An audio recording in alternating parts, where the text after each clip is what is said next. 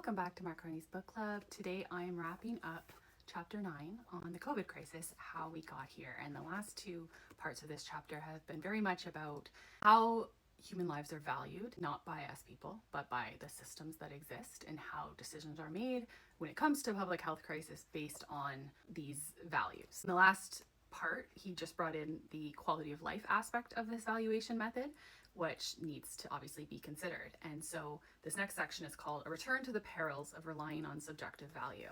According to Schelling, intangible qualities were met that are different from other consumer goods. We put a value on pain when we set a price for ibuprofen, and a value on pleasure when we set a price on Pepsi. Schelling says what matters is that these judgments on value of intangibles are made by the general population and not by economists. Carney goes through three broad reasons why values of lives are so radically different from that of a typical consumer good, for which a market price is used to measure its value. First is life is what economists call a non-positional good, meaning that no part of a life's value stems from the ownership of a comparable good by others. The second is that concerns arise from implying the wisdom of crowds, as in the case in the revealed preference methods of valuing a statistical life. So assuming a person taking a high-risk job knows the occupational probability of death and weighs this against their wage premium, separate from all other variables, is not super plausible or something that we can expect to happen. We can't ignore cognitive biases and inadequate access to information as it is prevalent market-wide.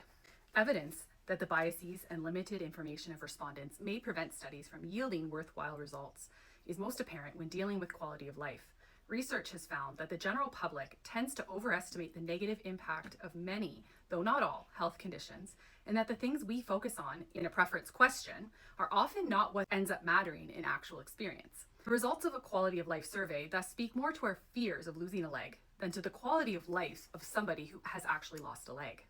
Allowing these biases to dictate which healthcare treatments are covered devalues the lives of those who are differently abled or suffering from a manageable health condition.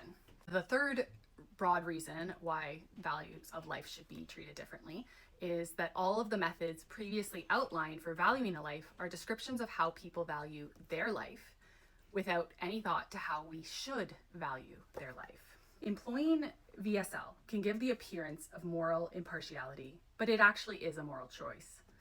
By converting lives to dollars in a cost-benefit analysis, we end up selecting the option that maximizes wealth and therefore compensation, but not necessarily optimizing welfare. A policy that brings large gains to the wealthy at only a small expense to the poor, for instance, may optimize wealth but not welfare. To critics, quantifying variables like life into monetary figures ends up trivializing the very values that make the decision or policy necessary to contemplate in the first place. Society's response to COVID has revealed much about people's relationship to the state and the values of society.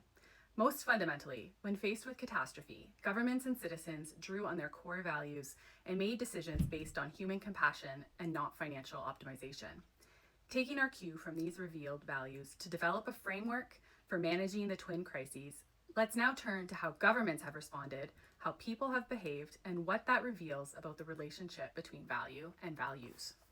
So that wraps up chapter 9, which introduced us to the COVID crisis. Chapter 10 is on the COVID crisis, fallout, recovery, and renaissance. We'll also be looking at the devastating fallout of all governments or lack of preparedness for the pandemic. And I think it brings up a very important discussion now that we're not out of a pandemic, absolutely not, but we're out of that initial shock of the pandemic. It was a pretty wild time. And I think that lack of trust in governments was at an all-time high, and people have been not trusting media for a long time for good reason, valid reason. I'm not criticizing that. He wrote this when they didn't even have a vaccine yet. So it was still in that everyone help your neighbor time of COVID. The whole vaccine debate came out after. So I'd be curious to see if he could write another chapter, 5 years out, to see if his views have changed at all. Based on what I've seen looking back, I am very concerned for another pandemic to come, for another disease to come, because I feel like people's trust in everything is just so shot. The fact that there are so many people who deny that vaccines save lives. I've always had an issue with obviously that train of thought, having a science background myself.